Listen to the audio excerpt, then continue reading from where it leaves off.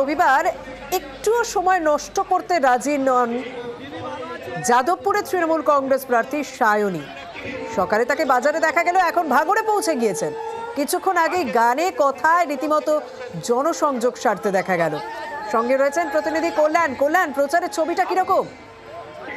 একেবারেই জানিয়ে রাখি যে রবি বাসরীয় যে প্রচার, সেই রবি বাসরীয় প্রচার কিন্তু জমজমাট এই যাদবপুর কেন্দ্রের তৃণমূল প্রার্থী সায়নী ঘোষের। তা এক কথা বলাই চলে। আর তার কারণ হিসাবেই তিনি একদিকে যেমন যাদবপুরে সকালে প্রচার করেন, তারই পাশাপাশি যাদবপুর থেকে সেখান থেকে তিনি সোজা ভাঙড়ে চলে আসেন। ভাঙড়ে মোট দুটি জায়গাতে তিনি সভার পাশাপাশি বাজারে প্রচার করেন। নারায়ণপুর গ্রাম পঞ্চায়েত এবং প্রাণগঞ্জ গ্রাম পঞ্চায়েত, এই দুটি পঞ্চায়েত এলাকার মোট বেশ কয়েকটি জায়গায় তিনি কখনো পায়ে হেঁটে, কখনো সভা করে তিনি ভোট প্রচার করেন। সাধারণ মানুষকে তিনি কিন্তু উদ্বুদ্ধ করছেন যে তৃণমূল কংগ্রেসকে ভোট দেওয়ার জন্য।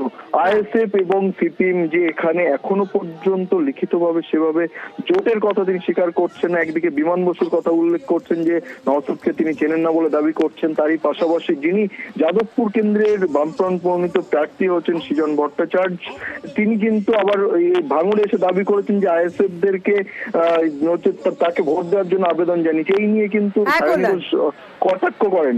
একদম, ধন্যবাদ।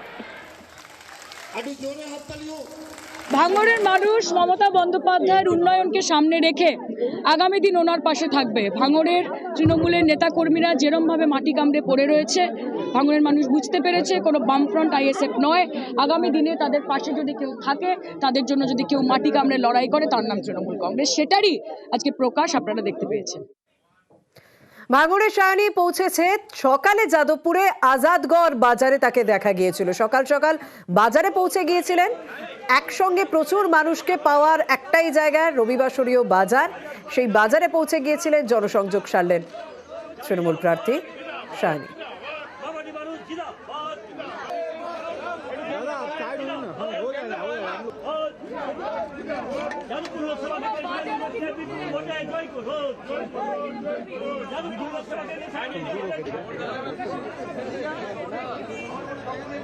রোজ সকালবেলা মোটামুটি 8টা নাগাদ বেরিয়ে যাচ্ছি, তো বাবাকে রোজ একাই বাজার করতে হচ্ছে।